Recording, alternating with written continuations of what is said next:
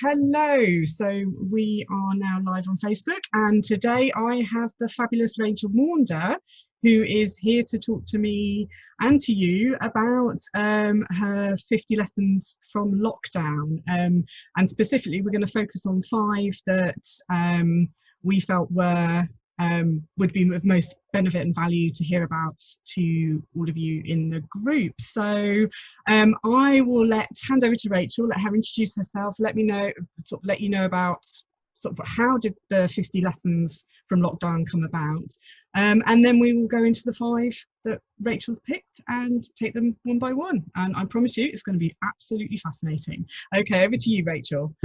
Thank you, Tanya. Yeah, well, the history of the 50 lessons were that I'm part of a business coaching program right now with a lovely lady, Julie Creffield, and the program is all about building a tribe. So she's very keen on having us very active online and Facebook. And one of the suggestions that she came up with was that we start a campaign of some description where we use the same hashtag for every post that we did, encourage people to use the hashtag when they comment and so on.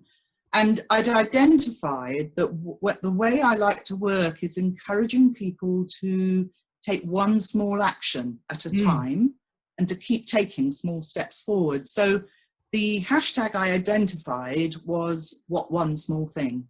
However, I kind of got that idea because I was busy doing other things. So I decided what my campaign was going to be, but I wasn't quite sure how it was all going to work.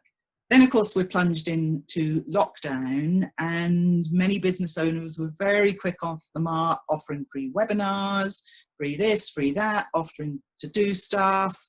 And I thought, what can I do during this time to just offer things that come easily to me, don't always come easily to other people? And as you know, Tanya, I think you already received these. I send out anyway every morning just a weekly bite-sized tip, which is just about inviting people to just think slightly differently about things. And they're very thought-provoking. They're really good. And so I recommend, I'll put a link, Rachel, if you give me a link afterwards, I'll put a link to your mailing list, sign up for your mailing list afterwards, because they are incredibly insightful. Yes. Thank you. And so it kind of got me thinking, actually, why don't I? One thing I could do then is to build on that and to put posts across my social media platforms. And then I thought, actually, well, I can link it in to this campaign, what one small thing. So I, like everybody else, I had no idea lockdown was going to go on for as long as it did or has done.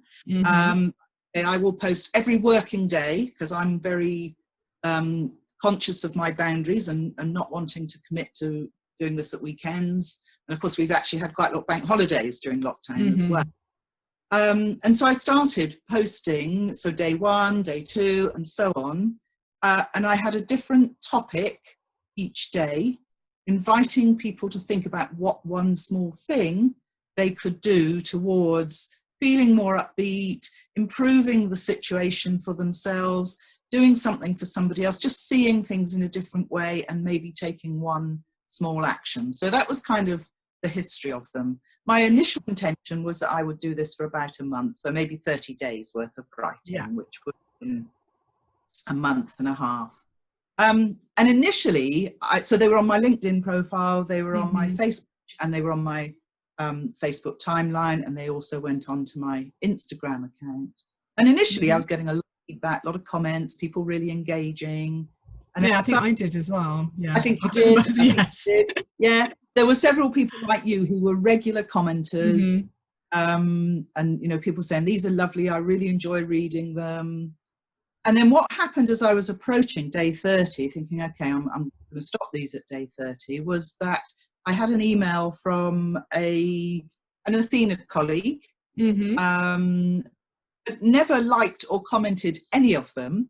But as a by the way, at her email, she put, by the way, I really love your posts. I know I never comment or share or whatever because I'm always so busy, but they really make a difference to me. Oh, okay, maybe I better carry them on for a bit longer then. So I thought, okay, I'll go to 40. And then as I was approaching 40, exactly the same thing happened.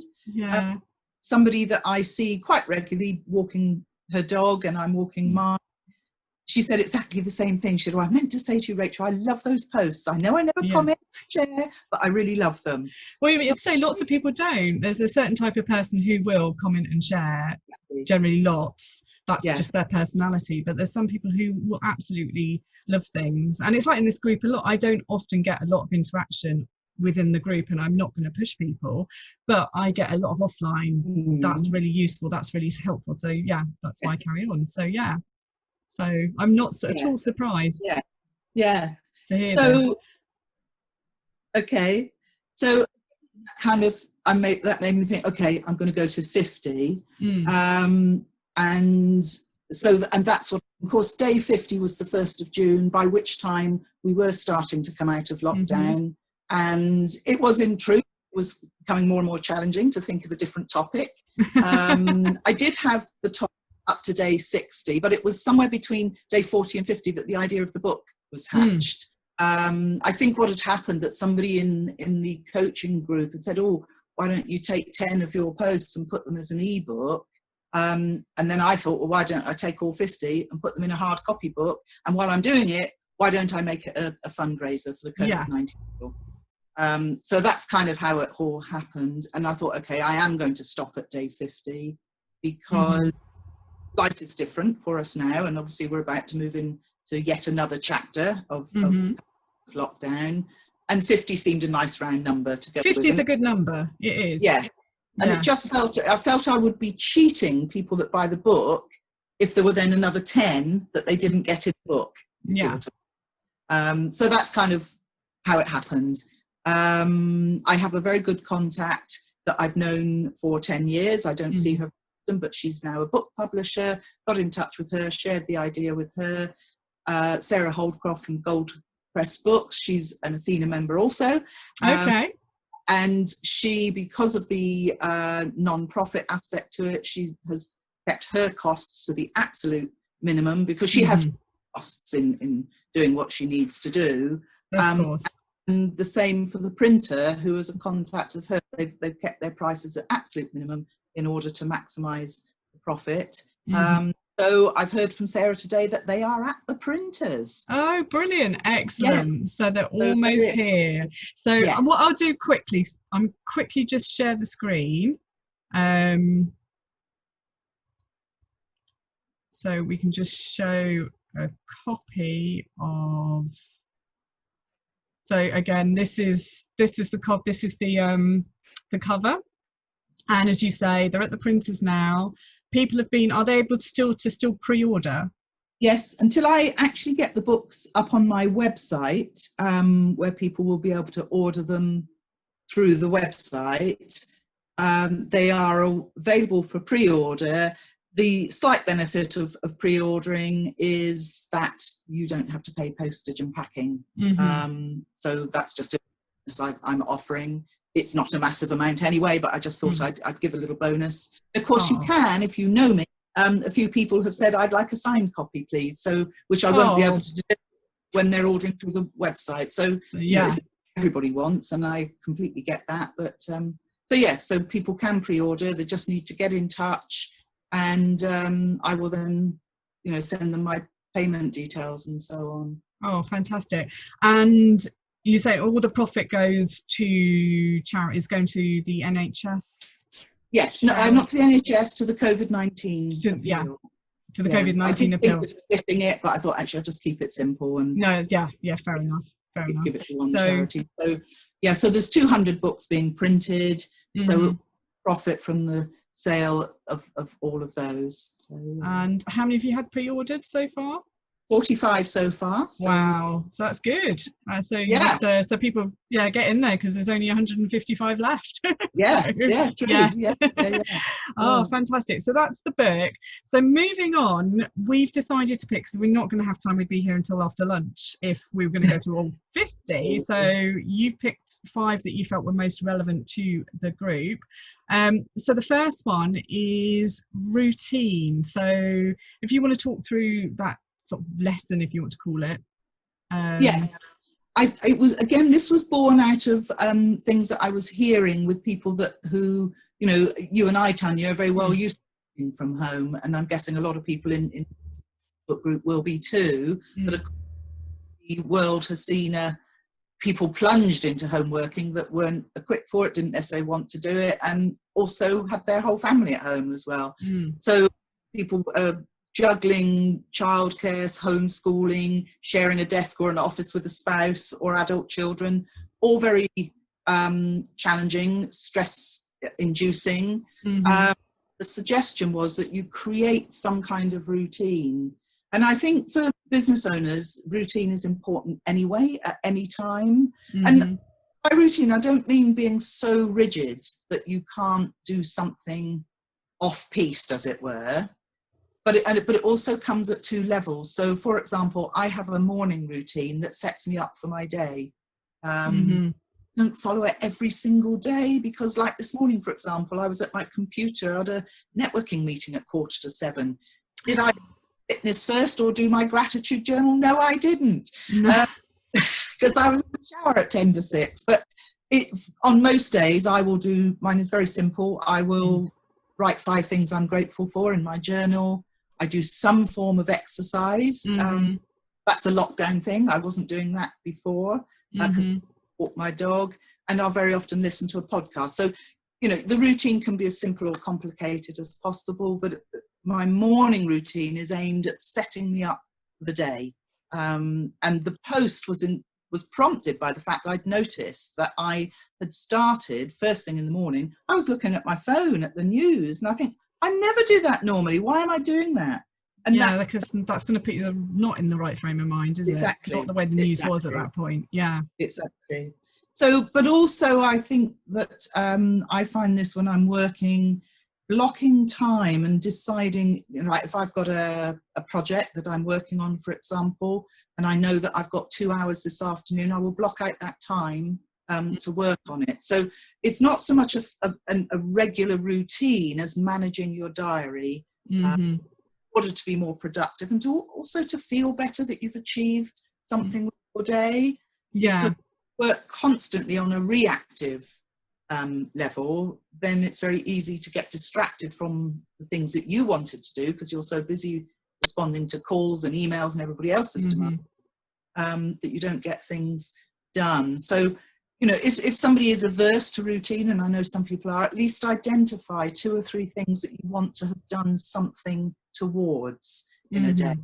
As to whether you do them at 9 o'clock or 3 o'clock doesn't really matter. And whether you've finished the project or done 20 minutes towards it, again, doesn't entirely matter, but it's just, you know, helping you create a structure around your work.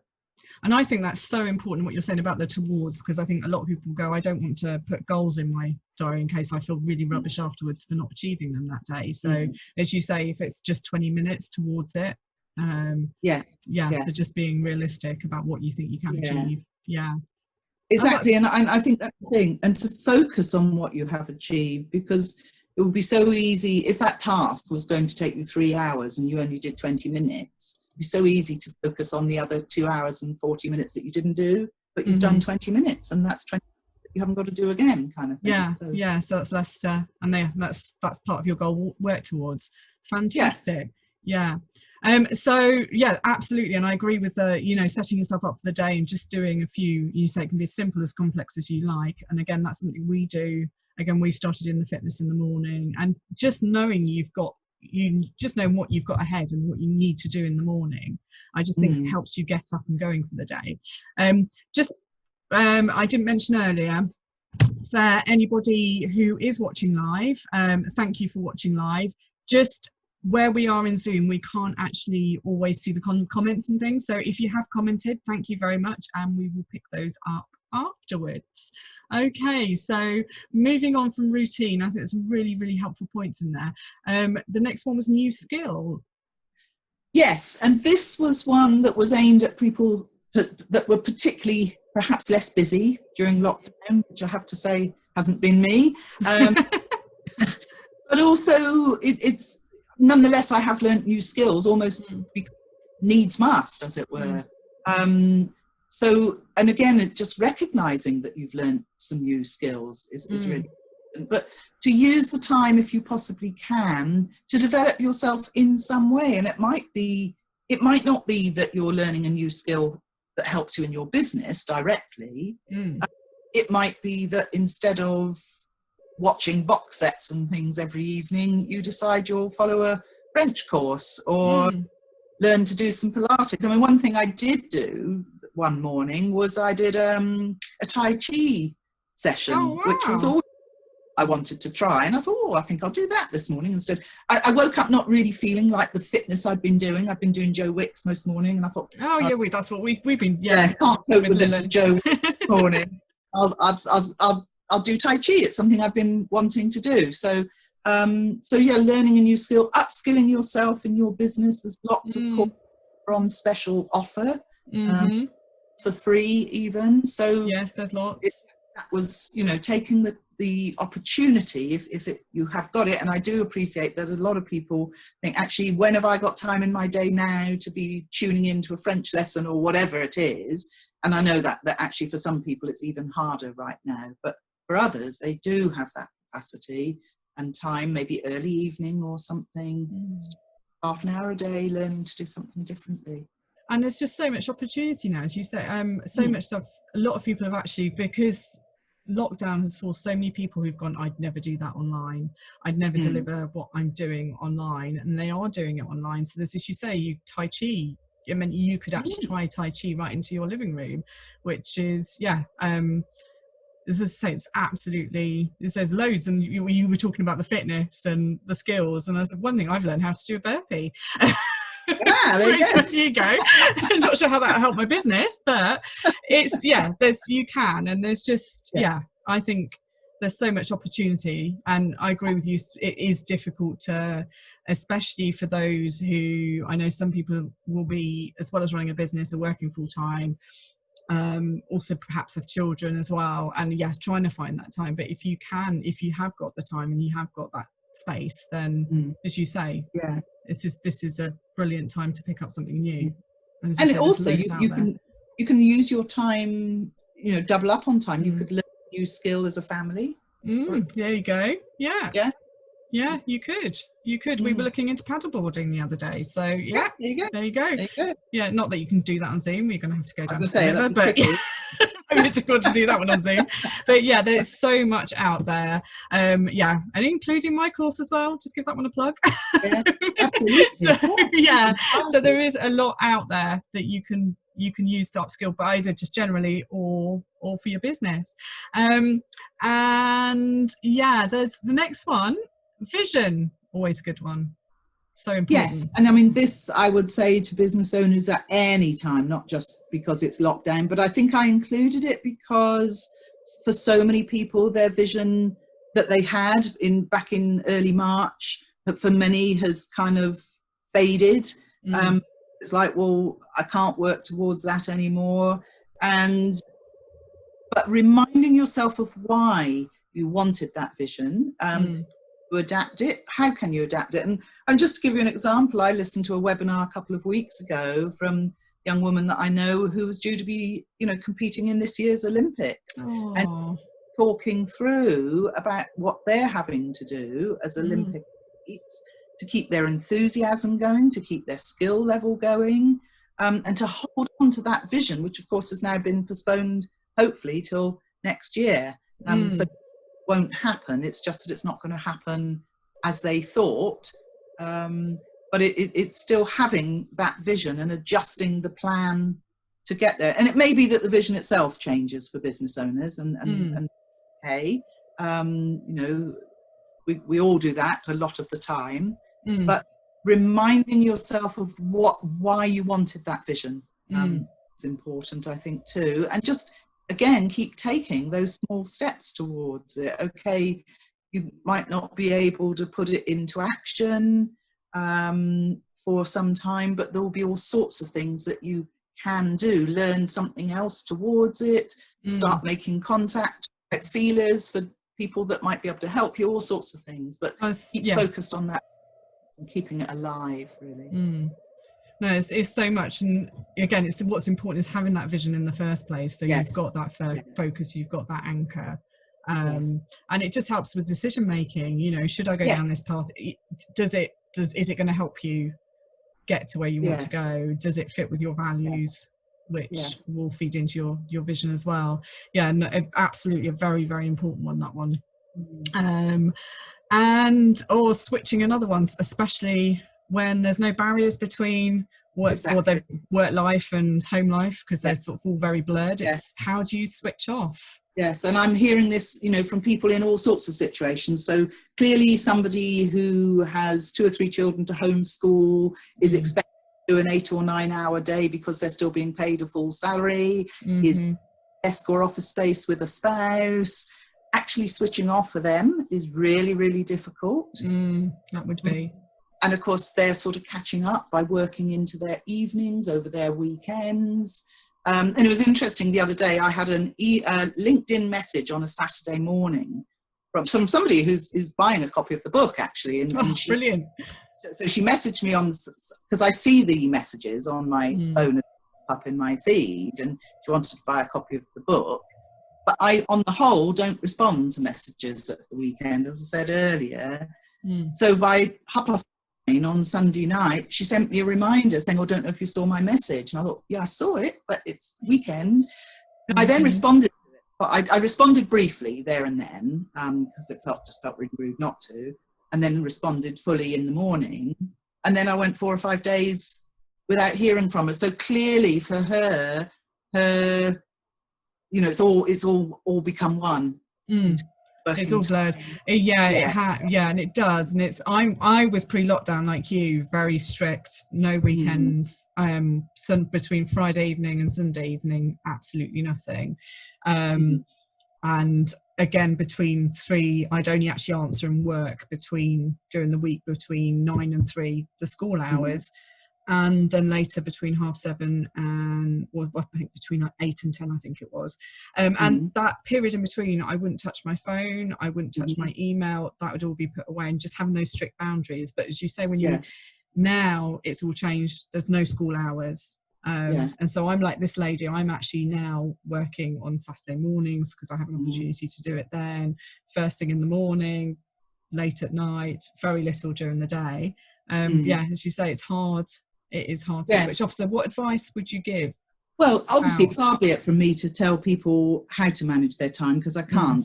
I do think it's quite different for people who are being paid a full salary as opposed to people themselves and can to some extent make that choice. But I would just urge them to find some way of switching off, even if it is only for an hour or 2 every day.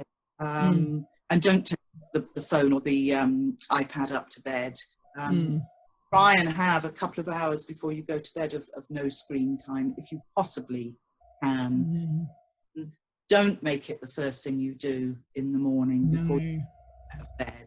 Just try and you know, maybe, you know, if you possibly can, get that half an hour to yourself, whether it's to do a yoga class or whether it's to go out and walk, whatever it is, or even if it's just a 5-minute sitting quietly listening to your breathing, just to give yourself some time, because it is a real mental health thing that you know, just switching off. And also when we are switched off, that's often when the inspiration comes.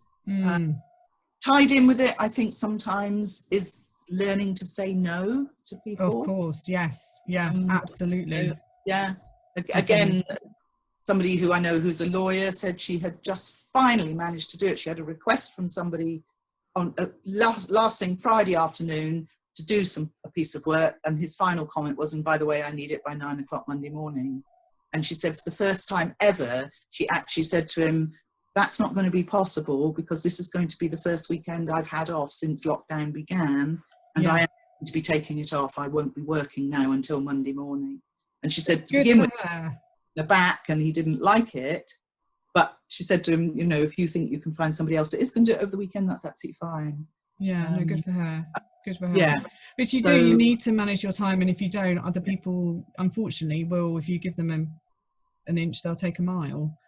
Unfortunately, not everybody, thankfully, but so you do need to. And I think also Yeah, no, you're absolutely right. And going forward, when we are more out of lockdown and you're not having to do the homeschooling, etc., etc., it's an important message for them as well. I think, because it's tempting when you work for yourself to work all hours of the day or be available all hours of the day. Yeah, you shouldn't. No, I it's would not say good for you, and it's not good for your clients at the end of the day, because your quality of work is gonna go down because you're tired, you're burnt out, you're doing nobody any favors. So being able, finding a way of switching off is just so important. And one I've just thought of, especially as we're in lockdown, if you've got a garden, you keep hearing about just going out and standing with your bare feet on the grass apparently is really good. So just 5-10 minutes of that, I think, would be just by yourself would be a great way of doing that. Anyway, so we've moving on. The last one, and these are all fascinating, determination. I think that's a good one to finish on. Fantastic. So what do you have to say about determination and how that can help?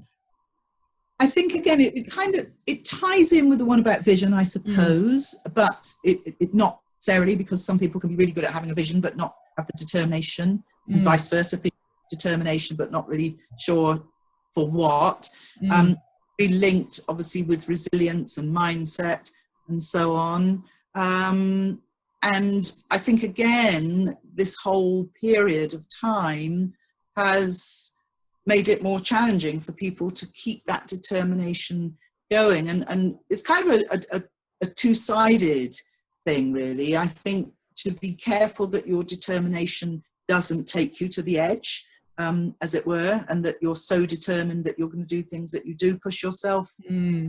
So take time to step back and think, actually, where does this sit in the priorities for now? Being determined to achieve something doesn't mean it has to be achieved really, really quickly. I think go on. So sorry. And I think that is where the why, as you say, it fits with your vision and your why. And you can be determined. But if your why is actually, I'm actually growing my business and I'm growing it alongside, alongside bringing up a child. For me, it's not, I'm not going to go hell for leather at the business at the moment. It's not part of what I'm doing, but I'm still determined to make the business succeed. But it's having that vision, having that determination. But as you say, it's not about pushing yourself if you're not really in a position to do that, and you've got other, because if you haven't thought that through, you're going to always be feeling guilty, feeling bad. I'm determined, I've got to be determined in my business, but I want to be a great parent. And I think having both is so important. So it comes back to priorities, doesn't it? Right now, at this moment in time, or whether that's today as a whole, or whatever. Yes, absolutely. Sorry, it freezed very slightly there. But thank you very much, Rachel. That was really, really insightful. Very, very welcome. For anyone that's watching, let us know if you had a favourite. And so all of those were the 5 that Rachel picked for us to discuss today. They're in, Rachel's book. Rachel, how can you pre-order the book? Just if somehow let me know, either comment in the book or private message me or email me, say you'd like to pre-order, and send you my bank details. I also will need your address, of course, to send it to you. And it's as simple as that. They're £9.99 copy. The £9 is something I need to get around to. It's on the list of things as well for me to do. But I'll be certainly pre-ordering one, because it was brilliant following them when you were posting on social media. And yes, I think a very, very inspiring idea to actually collect them into a book, and to raise money for charity as well. So good luck with that.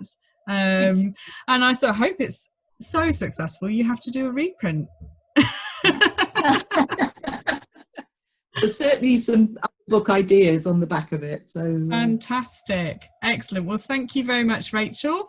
And again, yeah, if people want to, if you're interested in getting a copy of the book, just put a comment in the comment section under this post. Rachel and I will be looking at those, or give Rachel a direct message. Again, she's a group member, so you can find her in the group as well. And yes, so that's, thank you once again, Rachel. That's goodbye from me. And goodbye from me, and thank you, Tanya, for inviting me to come on to your chat. You're very welcome. It's been an absolute pleasure.